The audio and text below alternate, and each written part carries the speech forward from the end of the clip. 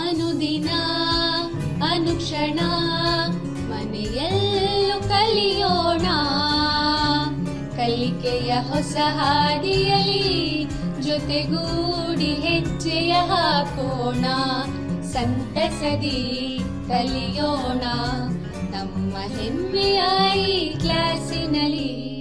Yes, sir. Yes, teacher. Present, ma'am. अस्सलाम वालेकुम। संवेदा उर्दू समाजी साइंस की जमात नहुम में आप तमाम अज़ीज़ तलबा व तालिबात का इस्तकबाल है। मैं सुल्तान फरहत मुराजी देसाई स्कूल जेवरगी गुलबर्गा। आज के उन्वान पे गुफ्तगू से पहले मैं आपसे चंद सवालात करूँगा। अज़ीज़ तलबा व तालिबात, आपको इन सवालात के जवाब देने हैं। सवालात जो है यूँ हैं। पहला सवाल है, प्यारे बच्चों, हमारे मुल्क का नाम क्या है? बिल्कुल सही जवाब, हमारे मुल्क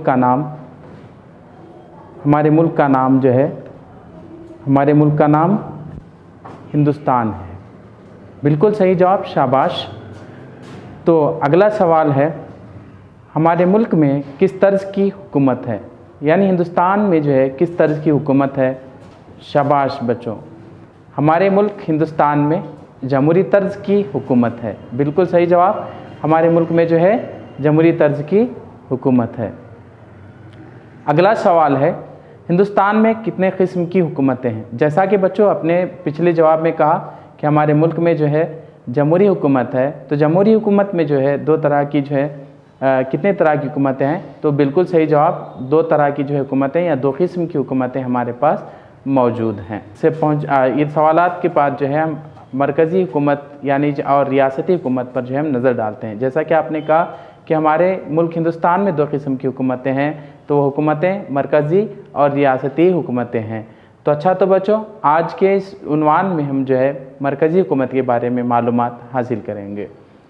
मरकज़ी हुकूमत के उन्वान पर पहुँचने से पहले ये देख लीजिए, हमारे हिंदुस्तान के जो ऐवान है या जो पार्लियामेंट है, पार्लियामेंट जिसको कहते हैं, उसकी एक तस्वीर है, हिंदुस्तानी पार्लियामेंट की एक तस्वीर है, जहाँ पर जो है आपने देखा होगा टेलीविज़न या इंटरनेट या जो है कहीं सोशल मीडिया प्लेटफॉर्म पर भी पार्लियामेंट में ही जो है तमाम चीज़ें जो है फैसले लिए जाते हैं।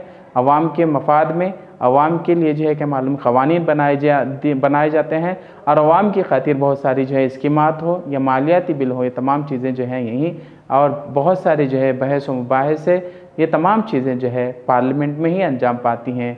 पार्लियामेंट हमारी मरकज़ी हुकूमत का जो है सब में बड़ा जो है क्या मालूम है एक अहम हिस्सा है, जहाँ से जो है बहुत सारे फ़ैसले हुकूमत अवाम तक पहुँचाती है और क़वानीन भी बनाती है। तो आइए इसकी तफसील आगे देखते हैं। तो हमारा मुल्क हिंदुस्तान जमहूरी मुल्क है जहाँ अवाम को इख्तियार हासिल है, जैसा कि आप जानते हैं। तो इसी को मद्देनज़र रखते हुए जो है अब्राहम लिंकन ने कहा था, जमहूरी हुकूमत वो हुकूमत है जहाँ अवाम से, अवाम के ज़रिए और अवाम के लिए ही जो है हुकूमत चलाई जाती है। मतलब ये हुआ कि प्यारे बच्चों, जमहूरी हुकूमत में, जमहूरी निज़ाम में, जमहूरी हुकूमत के इस निज़ाम में जो है तमाम तर फ़ैसले अवाम के हाथों में होते हैं। अवाम अपने हक़ राहदही का इस्तेमाल करते हुए अपने नुमाइंदों को, अपने लीडर्स को चुनती है और वो लीडर्स जो है ऐवान में जाते हैं और ऐवान में जो है कि अवाम के लिए, अवाम के मफाद के लिए जो है कि मालूम है काम करते हैं और अवाम ही के ज़रिए हैं। और अवाम को इख्तियार हासिल है कि वो अपने मुंतखबा नुमाइंदों से सवाल पूछें, अपने जो है मुंतखबा नुमाइंदों से जो है सवालात पूछें, उनसे जो है अपना हक़ मनवाएं। ये तमाम चीज़ें जो है क्या मालूम है जमहूरी निज़ाम में है। तो इसीलिए हिंदुस्तान जो है दुनिया का सबसे बड़ा जमहूरी मुल्क है, जहाँ पर जो है इस तरह के जो हुकूक़ शहरियों को दिए गए हैं, हक़ राहदही का हक़ जो है शहरियों को दिया गया है। हिंदुस्तान एक जमहूरी मुल्क होने के साथ साथ जो है इसकी साख्त के एतबार से जो है यहाँ पर फ़ेडरल सिस्टम यानी वफाकी तर्ज पर हुकूमत मुनहसर है। यहाँ पर फ़ेडरल सिस्टम है। बच्चों, फ़ेडरल सिस्टम के माने क्या हैं? ये मुख्तसर ये कहेंगे कि फ़ेडरल सिस्टम या वफाकी सिस्टम वो निज़ाम है जहाँ पर जो है इख्तियारात को जो है बांटा जाता है। यानी इख्तियारात को जो है दो हिस्सों में बांटा जाता है। एक होता है मरकज़ी हिस्सा, मरकज़ी हुकूमत के इख्तियारात, और दूसरा हिस्सा है रियासती हुकूमत के इख्तियारात या रियासत के जो है हुकूमत के जो है दायरे में आने वाले इख्तियारात। ये तमाम चीज़ें इसमें शामिल होती हैं, इसीलिए इसको जो है फेडरल सिस्टम से ताबीर किया गया। ये जमहूरी निज़ाम में जो है फेडरल सिस्टम की जब बात होती है तो ये निज़ाम जो है जमहूरी निज़ाम बहुत बेहतरीन एक वफाकी तर्ज पर जो है मुनहसर है। तो हिंदुस्तान का भी जमहूरी निज़ाम जो है वो फेडरल सिस्टम यानी जो है वफाकी तर्ज हुकूमत या इख्तियारात को बांटना है, इख्तियारात की तकसीम है। जो कुछ इख्तियारात मरकज़ को हासिल हैं, कुछ इख्तियारात रियासत को दिए गए हैं और कुछ इख्तियारात जो है दोनों के जो है ज़िम्मे आते हैं।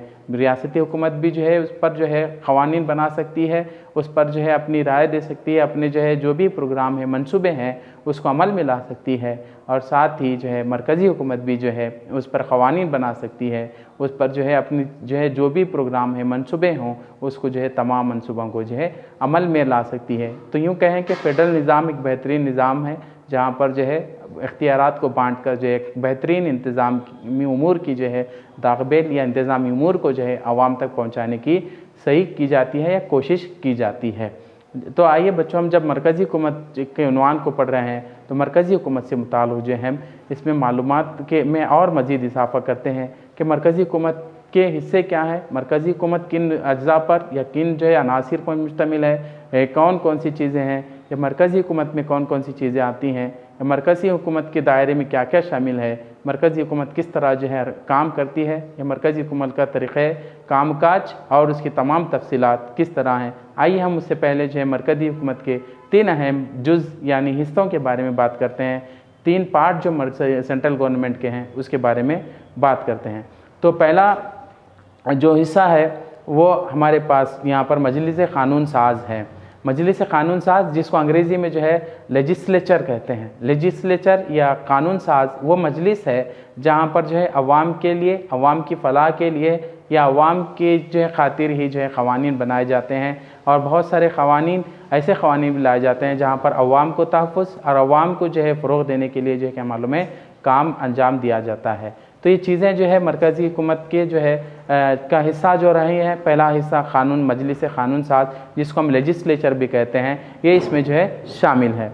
अगला जो हिस्सा है मजलिस मुक़न्नना यानी जो क़ानून बनने के बाद ये क़ानून को चलाना, ये क़ानून को जो है पूरी तरह से इम्प्लीमेंट करना या उसको जो है चलाने का जो निज़ाम है, नाफिज़ करने का निज़ाम है, ये तमाम जो है कि मालूम है दूसरी मजलिस या दूसरा हिस्सा जो आता है वो है मजलिस मुक़न्नना जिसका जो है मरकज़ी हुकूमत का एक अहम हिस्सा है। अगला हिस्सा है अदलिया। अदलिया जिसको हम जो है जुडिशल सिस्टम भी कहते हैं। तो जुडिशल सिस्टम भी मरकज़ी हुकूमत का एक अहम हिस्सा है जहाँ पर जो है क़वानीन की बुनियाद पर अवाम को तहफ़्फ़ुज़ और इंतज़ाम दिया जाता है, तहफ़्फ़ुज़ का इंतज़ाम होता है, तहफ़्फ़ुज़ का निज़ाम होता है। अवाम की जो है जान व माल और जो है कुछ गलतियां जो सरकार से हों या अवाम से हों या आम जो शहरियों के लिए रुकावट बन रही हों, इन तमाम फ़ैसलों को जो है सादिर करना, इन तमाम पर जो है क़वानीन के रोज़ से फ़ैसले सुनाना, ये तमाम चीज़ें जो है क्या मालूम है अदलिया के निज़ाम में शामिल हैं। जैसे कि आप जानते हैं हमारे पास जो है सुप्रीम कोर्ट से लेकर जो है तालुका कोर्ट तक का निज़ाम मौजूद है। तो ये निज़ाम अदलिया का निज़ाम है जहाँ पर मुख्तलिफ़ मराहिल पर मुख्तलिफ़ नौइयत के जो है फ़ैसले, मुख्तलिफ़ नौइयत के जो है क्या मालूम है केस दर्ज होने के बाद उन पर जो है फ़ैसले सुनाए जाते हैं और लोगों की अपील और लोगों के जो है जो भी मुसीबतें हैं उसको जो है अदलिया के ज़रिए क़ानूनी जो है बाज़ाब्ता तौर पर क़ानूनी जो है पैरोकारी के ज़रिए इसको दूर किया जाता है। अदलिया उस पर फ़ैसले सुनाती है। सुप्रीम कोर्ट से लेकर तालुका कोर्ट है, रेवेन्यू कोर्ट है, सिविल कोर्ट, क्रिमिनल कोर्ट, हमारे पास 2 इसकी किस्में मौजूद हैं। इस पर तमाम चीज़ें अमल में लाई जाती हैं। तो अगला हिस्सा है, पहले चलिए अब तफसील से इस पर जो है रोशनी डालते हैं।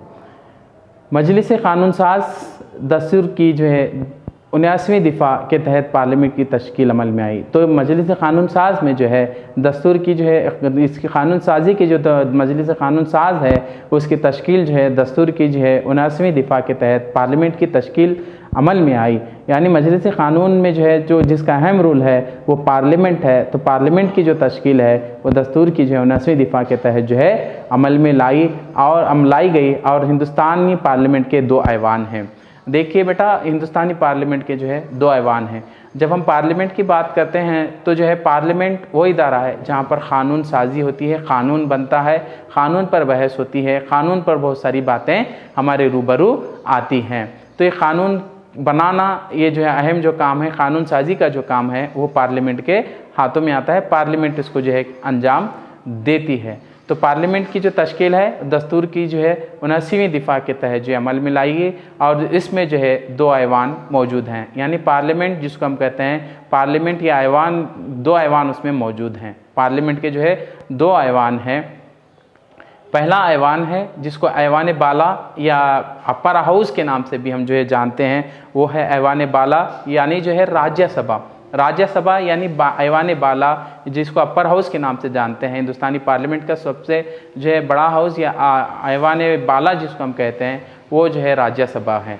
राज्यसभा में जो है 250 अराकीन हैं। कितने? राज्यसभा 250 अराकीन पर मुश्तमिल है। यानी कितने अराकीन पर मुश्तमिल है? राज्यसभा 250 अराकीन पर मुश्तमिल है, जिनमें जो है 238 अराकीन रियासती और मरकज़ी ज़ेर इंतज़ाम इलाक़ों के अरकान असम्बली मुंतखब करते हैं, और बकिया को सदर जमहूरिया हिंद मुंतखब करते हैं, जिनका ताल्लुक़ अदब, साइंस और समाजी खिदमात से वगैरह से रहा हो। तो मिन जुमला ये बच्चों के जो 238 अराकीन जो MLA जो रियासतों के होते हैं, वो MLA मुंतखब करते हैं, और बकिया जो है 12 को जो है सदर हिंद अपने इख्तियारात का इस्तेमाल करते हुए अदब, साइंस और समाजी खिदमात का जो है बेहतरीन खिदमत अंजाम देने वालों को जो है मुंतखब करता है। मिसाल के तौर पर हमारे पास हम देखते हैं सचिन तेंदुलकर को जो है क्या मालूम है राज्यसभा का रुकन बनाया गया था। तो वो भी जो है स्पोर्ट्स के मैदान से हैं, यानी खेल के मैदान में उनकी बहुत सारी खिदमत रही हैं। बहुत सारी खिदमत के सिले में जो है सचिन तेंदुलकर को जो है क्या किया गया? सचिन तेंदुलकर को राज्यसभा का रुकन बनाया गया। इसी तरह एक उर्दू के मशहूर शायर रहे बैकुल उस्ताही, तो उन्हें भी राज्यसभा का रुकन बनाया गया। वो किस बुनियाद पर? वो इसी बुनियाद पर बनाया गया कि उनका जो है अदब में जो है एक आला मुकाम रहा। अदब में उन्होंने बहुत सारी जो है क्या मालूम है खिदमत अवाम के लिए अंजाम दी, और अपने अदब के फ़न पारों से जो है अवामी जहनों को, अवामी फ़िक्र को फ़रोग देने की कोशिश की। तो 12 अराकीन को कहाँ से चुनते हैं? अदब, साइंस और समाजी खिदमत और दीगर वगैरह, खेल वगैरह। इक़्तिदार की मुद्दत यानी जो है टर्म ऑफ ऑफिस हम जिसको कहते हैं, तो कितने साल है? यानी जो है राज्यसभा के जो मेंबर होते हैं वो कितने साल के लिए जो है मुंतखब होते हैं, कितने साल उनकी जो है मुद्दत कार होती है। एक मरतबा कोई राज्यसभा का रुकन बनता है तो कितने साल तक रुकन रह सकता है। राज्यसभा एक मुस्तक़िल ऐवान है। देखिए लोकसभा की तरह नहीं है, लोकसभा एक अलग ऐवान है। लोकसभा जो है गैर मुस्तक़िल ऐवान है, लेकिन ऐवान बाला या राज्यसभा हम जिसको कहते हैं, वो राज्यसभा जो है एक मुस्तक़िल ऐवान है। मुस्तक़िल ऐवान होने के सबब जो है राज्यसभा जो है कभी जो है क्या मालूम है इसके डिमोलिश नहीं होता, या जो है राज्यसभा को जो है पूरी तरह से जो है क्या मालूम है सुबकदोश नहीं होते अराकीन।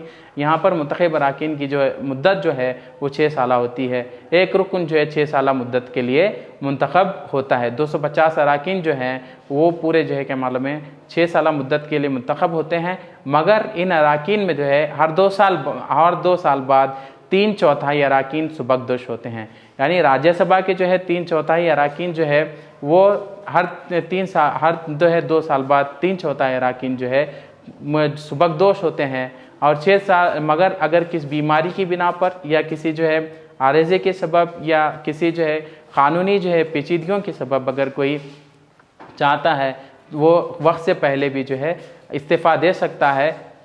इस्तीफ़ा देने के बाद जो है वो फिर उस खाली जो है ओहदे को या जो खाली जो है सीट को जो है इलेक्शन के तरीक़ेकार से जो है फिर जो है पुर किया जाता है। रुकनीत के लिए दरकार अहलियत। राज्यसभा का रुकन बनने के लिए अहलियतें कौन कौन सी होनी चाहिए? राज्यसभा जैसा कि ऐवान बाला है, उसके रुकन बनने के लिए जो है यहाँ पर जो है एलिजिबिलिटीज़ जिसको कहते हैं, एलिजिबिलिटी क्राइटेरिया यानी अहलियत कौन कौन सी अहलियतें होनी चाहिए। तो अव्वल ये है बेटा कि हिंदुस्तानी शहरी होने के लिए, शहरी हो, राज्यसभा का रुकन होने के लिए अव्वल शर्त यह है कि हिंदुस्तानी शहरी हो, यानी he should be citizen of India. वो हिंदुस्तानी शहरी हो, हिंदुस्तानी शहरियों को ही लिए जो है राज्यसभा की रुकनीत हासिल रहेगी। दूसरा जो अहम जो नुक्ता है या जो अहम चीज़ है, जो अहम शर्त है वो ये है कि 30 साल या इससे ज़्यादा उम्र हो। यानी राज्यसभा का रुकन वही बन सकता है जिसकी उम्र 30 साल हो या उससे ज़्यादा भी हो। कम अज़ कम उम्र की जो हद है या कम अज़ कम उम्र की जो शर्त है वो 30 साल उम्र उसकी होना ज़रूरी है या लाजमी है। उसके बाद अगली जो शर्त है वो ये है कि मुजरिम या सज़ा याफ्ता ना हो, मुजरिम या सज़ा याफ्ता ना हो, यानी जो है किसी क्रिमिनल कोर्ट से जो है ज़्यादा जो है सज़ा याफ्ता ना हो, यानी जो है संगीन जराइम में मुलविस ना हो, संगीन जराइम में जो है शरीक रहकर जो है कहीं किसी जो है मुझे सज़ा याफ्ता या किसी जो है संगीन जराइम में सज़ा पाकर जो है कोर्ट के ज़रिए जो है क्या मालूम है मुकम्मल तौर पर जो है मुजरिम करार दिया ना गया हो, दिमागी मरीज़ ना हो, वक्त बा वक्त तयशुदा अहलियत रखता हो, यानी दिमागी मरीज़ यानी पागलपन का शिकार ना हो, नफ्सियाती तौर पर पूरी तरह जो है वो फिट हो, उसी को जो है राज्यसभा की जो है क्या मालूम है रुकनियत दी जाएगी, जो दिमागी तौर पर पूरी तरह से जो है फिट हो और जो है वक्त पूरी तरह नफ्सियाती तौर पर जो है सही हो, नफ्सियाती तौर पर जो है सेहतमंद हो।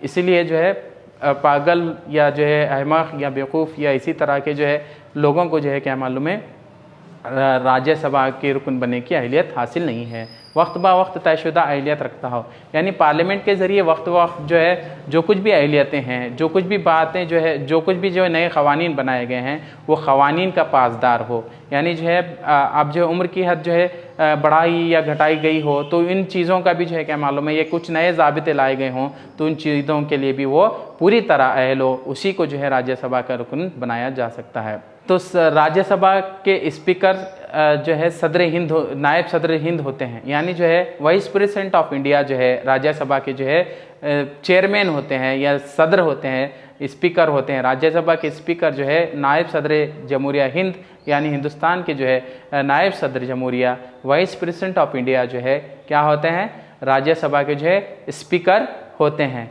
इनकी गैर मौजूदगी में डिप्टी स्पीकर कार्रवाई चलाता है। किसी वजह से किसी जो है इमरजेंसी हालात में या किसी जो है आर्जे के सबब या जो है किसी वजह से जो है अगर राज्यसभा के जो है स्पीकर यानी नए सदर जमहूरिया गैर हाजिर रहते हों तो इनकी गैर मौजूदगी में जो है इनकी जगह डिप्टी स्पीकर कार्रवाई चला सकता है और कम से कम जो है साल में इसका इजलास 2 मरतबा मुनक़िद किया जा सकता है। तो साल में जो है कम से कम इसका जो है इजलास 2 मरतबा मुनक़िद किया जा सकता है। इसके इजलास को मुनक़िद साल में 2 मरतबा मुनक़िद कम से कम किया जाना चाहिए। हंगामी सूरत हाल जैसे कुछ जो है माशी जो है बहरान आ गया है या मुल्क में जो है बहुत सारे आफात आए हों या कुछ इसी तरह की जो है हंगामी हालात पैदा हुए हों तो ऐसे वक्त में जो है कभी भी जो है हंगामी तौर पर जो है इजलास बुलाया जा सकता है राज्यसभा का। इन इजलास में कम अज़ कम जो है 1/10 अरकान की शिरकत लाजमी होती है, यानी 10% कम से कम जो है 250 का 10% अरकान जो है कम से कम इस इजलास में शरीक होना ज़रूरी है। उसके बाद अगला जो पार्लियामेंट का या ऐवान का जो अगला जो हाउस है वो है लोकसभा, यानी जिसको हम ऐवान ज़ेरी कहते हैं। ऐवान ज़ेरी राज्यसभा अब ऐवान बाला उसके नीचे जो है ऐवान ज़ेरी जो दूसरा जो है अहम हाउस है हमारी पार्लियामेंट का जो दूसरा ऐवान है वो है ऐवान ज़ेरी यानी लोकसभा। तो लोकसभा हिंदुस्तानी पार्लियामेंट का जो है गैर मुस्तक़ल ऐवान है, ये टेम्पररी हाउस है। जैसे कि राज्यसभा परमानेंट हाउस है पार्लियामेंट का, तो टेम्पररी हाउस या गैर मुस्तक़ल हाउस जो है वो लोकसभा है जिसको हिंदुस्तानी पार्लियामेंट का गैर मुस्तक़ल जो है ऐवान कहा जाता है, जिसके अरकान को रास्त तौर पर अवाम मुंतखब करती है। जैसा कि हम पिछले देखा कि राज्यसभा के अरकान को MLAs और जो है मरकज़ी ज़ेर इंतज़ाम इलाक़े के नुमाइंदे जो है हुआ करते हैं जिनको MLA हम कहते हैं, और जो है रास्त जो है 12 अरकान को सदर हिंद मुंतखब करता था। मगर यहाँ पर जो है लोकसभा में जो है हमारे पास वो जो है रास्त तौर पर जो है अवाम मुंतखब करती है। यहाँ पर जो है अवाम को हक़ हासिल है कि वो अपने जो है MP को या मेंबर ऑफ पार्लियामेंट को जो है रास्त तौर पर लोकसभा के लिए जो है चुन कर भेजें। लोकसभा में जो है हमारी हिंदुस्तानी लोकसभा में जो है 545 अरकान हैं। कितने अरकान हैं बच्चों? 545 अरकान हैं। इन 545 अरकान में रास्त जो है 543 अरकान को अवाम मुंतखब करती है और 2 जो अरकान है उन 2 अरकान को जो है एंग्लो इंडियन तबक़े से जो है हमारा सदर हिंद जो है रास तौर पर जो है उनको मुंतखब करते हैं। यहाँ पर लोकसभा की जो 545 जो नशिस्तें हैं, 545 जो सीटें हैं, उन सीटों में जो है 79 दर्जे फहरिस्त यानी जो है SC को दी जाती हैं, उनके लिए महफूज की जाती हैं, वहाँ से दूसरी जो है ज़ात वाले इलेक्शन नहीं लड़ सकते, और 41 जो है दर्जे फहरिस्त कबाइल के लिए मख्तस की जाती हैं, यानी वहाँ से जो है ST को दी जाती है 41 सीटें। तो यहाँ पर जो है ये जो सीटें दी गई हैं 120 जो सीटें इनके लिए मख्तस की गई हैं, यहाँ से जो है दूसरे कैटेगरी वाले या दूसरी जो है ज़ात वाले इलेक्शन नहीं लड़ सकते। 79 सीटों पर जो है राज तौर पर SC कैंडिडेट ही इलेक्शन लड़ेंगे लोकसभा के लिए, और 41 सीटों के लिए लोकसभा के लिए राज तौर पर जो है ST कैंडिडेट ही यहाँ से इलेक्शन लड़ सकेंगे। इख्तियारात की मुद्दत यानी लोकसभा के इख्तियारात की मुद्दत या टर्म ऑफ ऑफिस हम जिसको कहते हैं वो कितने साल है? लोकसभा की मुद्दतकार 5 साल है, यानी लोकसभा की मुद्दतकार कितनी है? 5 साल है। इसके अराकीन जो है 5 साल के लिए मुंतखब होते हैं, जबकि हमने पिछले जो है देखा कि राज्यसभा के अराकीन 6 साल के लिए मुंतखब होते हैं, मगर लोकसभा के अराकीन जो है 5 साल के लिए मुद्दत के लिए जो है मुंतखब होते हैं। मुद्दत के अख्तिताम पर वज़ीर-ए-आज़म की सलाह पर सदर हिंद तहलील करता है, यानी जो लोकसभा है वो उसका 5 साल मुद्दत ख़त्म होने के बाद वज़ीर-ए-आज़म या जिसको हम प्राइम मिनिस्टर ऑफ इंडिया कहते हैं, प्राइम मिनिस्टर ऑफ इंडिया जो है वो सदर हिंद को जो है एक लेटर देता है, एक सिफारिश करता है कि लोकसभा को तहलील कर दें, डिमोलिश कर दें। उसके तहलील होने के बाद जो है फिर इलेक्शन कराकर जो है लोकसभा फिर से नई लोकसभा बनाई जाती है।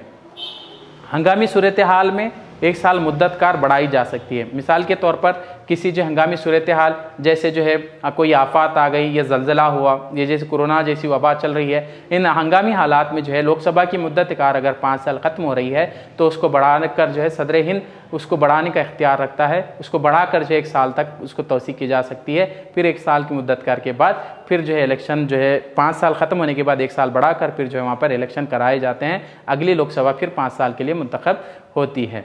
लोकसभा के जो है सदर नशीन और नायब सदर नशीन, लोकसभा के अराकीन में से ही सदर और नायब सदर और नायब सदर लोकसभा ही अराकीन ही मुंतखब करते हैं, यानी सदर नशीन और लोकसभा के नायब सदर नशीन। लोकसभा के सदर नशीन और नायब सदर नशीन या जो है लोकसभा के स्पीकर और डिप्टी स्पीकर को कौन चुनते हैं? तो लोकसभा के मुंतखब अराकीन में से ही जो है वो जो मुंतखब अराकीन हैं वो अराकीन जो है पूरी तरह से जो है शामिल होकर बाज़ाब्ता तौर पर इलेक्शन कराकर वहाँ पर जो है लोकसभा के जो है चेयरमैन या हम जिसको कहेंगे स्पीकर और डिप्टी स्पीकर को जो है मुंतखब किया जाता है। उन्हीं में से सदर और नायब सदर को मुंतखब करने के बाद जो है वो ऐवान की कार्रवाई चलाते हैं। ऐवान की कार्रवाई गैर जानिबदाना तौर पर चलाते हैं, फैसला सुनाते हैं, और जो है हुकूमत का जो मसवदा है, यानी कोई हुकूमत जो है कोई बिल लाती है पार्लियामेंट में तो वो पार्लियामेंट बिल पर जो है वोट हासिल करना, ये भी जो है लोकसभा स्पीकर का काम होता है।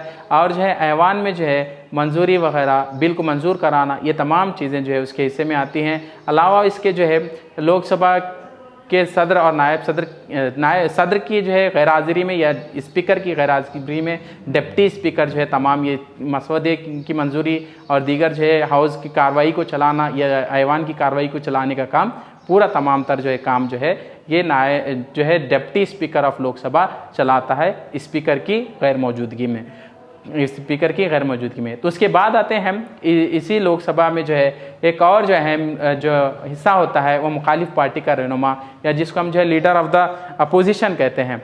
तो अपोजिशन जो है लीडर क्या करता है? तो अपोजिशन लीडर का किरदार यहाँ पर बहुत अहम है। हुकूमत जमात की गलतियों को उजागर करता है, क़वानीन पर जो है गौर करता है, यानी जो क़वानीन जो सरकार लेकर आती है, जो हुकूमत क़वानीन बनाती है, जो रूलिंग गवर्नमेंट क़वानीन बनाती है, उसको अपोजिशन लीडर जो है क्या मालूम है गहरी नज़र रखते हैं और उसमें कुछ खामियाँ हो तो जो है हुकूमत को तंबीह करते हैं, हुकूमत को बार बार जो है क्या मालूम है बताते रहते हैं और जो है इसी वजह से जो है एक बेहतरीन क़ानून जो है तश्कील पाता है और जो यहाँ पर जो है एक बेहतरीन क़ानून की जो है हमारे पास हम तवक्कुह कर सकते हैं। उसके बाद है इख्तियारात और कामकाज, यानी जो है ये पूरी जो लोकसभा और राज्यसभा का जो पूरा निज़ाम है इसके इख्तियारात और जो है क्या मालूम कामकाज कैसे हैं, लोकसभा और राज्यसभा के इख्तियारात और कामकाज क्या हैं।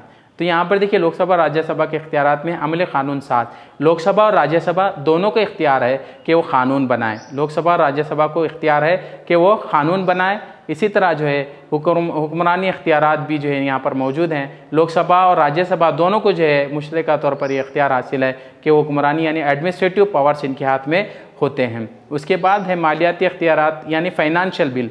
तो फाइनेंशियल बिल या फाइनेंशियल पावर्स जो है सिर्फ लोकसभा के पास हैं। याद रखें बच्चों, सिर्फ फाइनेंशियल पावर या फाइनेंशियल बिल को लाना, फाइनेंशियल मंजूरी लाना, ये तमाम जो है चीज़ें जो है सिर्फ हमारे पास जो है किसके पास मौजूद है, वो सिर्फ और सिर्फ लोकसभा के पास है। राज्यसभा को मालियाती इख्तियारात नहीं हैं। अदलिया का इख्तियार ये दोनों जो है ऐवानों को हासिल है। अदलिया यानी जुडिशल पावर जो है दोनों के पास मौजूद है। किसी को जो है किसी को मुंतखब करना, किसी को जो उसके ओहदे से हटाना, ये तमाम चीज़ें जो है ये इख्तियारात जो है कानूनी दायरे में जो है अदलिया के इख्तियारात जो है लोकसभा राज्यसभा के पास दोनों मौजूद हैं। उसके बाद दस्तूरी तरमीम है। तरमीम जिसको हम कहते हैं अमेंडमेंट ऑफ द कॉन्स्टिट्यूशन या दस्तूर को तरमीम करना, ये तमाम चीज़ें जो है ये भी जो है लोकसभा और राज्यसभा दोनों के पास जो है मुश्तरका तौर पर मौजूद हैं। उसके बाद आते हैं दीगर इख्तियारात। रियासतों की तश्कील है या कौमी हंगामी हालात का ऐलान वगैरह, मरकज़ी, ये तमाम चीज़ें जो है क्या मालूम है उसमें आती हैं लोकसभा में। तो लोकसभा के जो है रुकन बनने के लिए जो है कौन कौन सी सलाहियतें हैं या कौन कौन सी अहलियतें हैं, तो लोकसभा राज्यसभा के लिए जो अहलियतें हैं वो लोकसभा के लिए हैं, मगर एक अहलियत जो ये कि जो है उम्र की जो हद है वो राज्यसभा के लिए 30 साल से ज़्यादा है, मगर लोकसभा के लिए कम से कम जो है 25 साल उम्र होनी चाहिए। 25 साल कम से कम उम्र जिसकी होती है वो लोकसभा का जो है रुकन बन सकता है। 30 साल से ज़्यादा जिसकी उम्र होती है वो राज्यसभा का रुकन बन सकता है। मरकज़ी आमिला हम जिसको कहेंगे उसकी या आमिला जिसको हम कहेंगे एग्जीक्यूटिव बॉडी जिसको कहेंगे, वो एग्जीक्यूटिव बॉडी कौन कौन सी है? मरकज़ी आमिला जिसको हम कहते हैं उसमें सदर हिंद आते हैं, नायब सदर हिंद आते हैं, वज़ीर आज़म आते हैं और काबीना है। यानी जो है सेंट्रल एग्जीक्यूटिव बॉडी जिसको हम कहते हैं, एग्जीक्यूटिव बॉडी में जो है सदर, नायब सदर और वज़ीर आज़म और काबीना पर मुश्तमिल है। तो ये जो है क्या मालूम है ये तमाम लोग जो है इस पर शामिल हैं सेंट्रल एग्जीक्यूटिव बॉडी में। और सदर बराए यहाँ पर जो है इख्तियारात जो एग्जीक्यूटिव इख्तियारात हैं या आमिलाती इख्तियारात जो हैं वो इख्तियारात जो है वज़ीर आज़म को ज़्यादा हासिल हैं। सदर बराए नाम इख्तियारात का हामिल होता है। मुखालिफ पार्टी का रहनुमा का किरदार, हुक्मरान जमाती गलती को उजागर करना, ये तमाम चीज़ें हमने क़ानून पर गौर करना, ये तमाम चीज़ें हमने जो है देखी हैं। पार्लियामेंट का इख्तियारात का काम काज, कानून साज, हुक्मरानी, ये तमाम जो है नुकात हमारे पास, अदलिया का इख्तियारात, दस्तूरी तरमीम, ये तमाम चीज़ें हमने जो है अभी तो कुछ देर पहले ये देखें। आइए अगली जो है क्या मालूम है तस्वीर की तरफ बढ़ते हैं। इस तस्वीर में जो है हिंदुस्तानी वज़ीर आज़म का जो है बताया गया है। जवाहरलाल नेहरू से लेकर जो है नरेंद्र मोदी तक जो है मौजूदा नरेंद्र मोदी तक चीज़ें तमाम चीज़ें शामिल हैं। आइए बच्चों हम नुकात बराए इआदा यहाँ पर जो है आपके सामने पेश करते हैं। कौन कौन से नुकात हमने पढ़े? प्यारो बच्चों, अब तक हमने हस्ब ज़ैल नुकात को पढ़ा। मरकज़ी हुकूमत और इसके हिस्से, मरकज़ी हुकूमत की तश्कील, लोकसभा और राज्यसभा की तश्कील और अहलियत, मुद्दतकार, इख्तियारात, काबीना की तश्कील, हिंदुस्तान के वज़ीर आज़म वग़ैरह। आइए हम जो है पढ़े गए मवाद पर जो है एक मुख्तसरन जो है एक सरगर्मी करते हैं। खाली जगहों को पूर्ण करो। तो पहला सवाल है हमारे मुल्क में किस डैश तर्ज की हुकूमतें हैं, यानी हमारे मुल्क में जो है डैश तर्ज की हुकूमतें हैं। तो बिल्कुल सही कहा बच्चों, 2 तर्ज की हुकूमतें हैं, एक जो है रियासती मरकज़ी हुकूमत और दूसरी रियासती हुकूमत। अगला सवाल है लोकसभा का रुकन बनने के लिए डैश साल उम्र होनी चाहिए। जैसा कि मैंने कहा कि लोकसभा के रुकन बनने के लिए, जी बिल्कुल, लोकसभा का रुकन बनने के लिए कम से कम 25 साल उम्र होनी चाहिए। राज्यसभा का रुकन बनने के लिए 30 साल उम्र होनी चाहिए। उसके बाद अगला सवाल है नरेंद्र मोदी हिंदुस्तान के मौजूदा डैश हैं, यानी नरेंद्र मोदी हिंदुस्तान के मौजूदा डैश हैं। बिल्कुल सही जवाब बच्चों, हिंदुस्तान के जो है वो वज़ीर आज़म हैं। राज्यसभा में कुल डैश अराकीन हैं, यानी राज्यसभा में कुल डैश अराकीन हैं। कितने अराकीन हैं? हाँ बिल्कुल सही बच्चों, आपने बहुत खूब जवाब दिया। 250 अराकीन हैं। सदर जमहूरिया हिंद जो है मुख्तलिफ शोबों से मुंतखब करता है। सदर हिंद कुल 12 अराकीन को सदर हिंद डैश के लिए मुंतखब करता है। किसके लिए मुंतखब करता है? वो है जवाब, सही जवाब बिल्कुल राज्यसभा के लिए मुंतखब करता है। घर का काम बच्चों, ये तमाम सरगर्मियों और तमाम जो है मवाद को पढ़ने के बाद आप जो है घर पर जो है ये सरगर्मियाँ अपनी अपनी बयाज़ों में जो है दर्ज कर लें, ये सरगर्मी दर्ज कर लें और अपने असातिज़ा को बताएं। सवाल नंबर 1 है लोकसभा और राज्यसभा के रुकन बनने के लिए दरकार अहलियत होनी चाहिए, तफसील बताइए, क्या होनी चाहिए इसकी तफसील बताइए। अच्छा, तो बच्चों आज की ई लर्निंग क्लास का यहीं इख्तिताम होता है।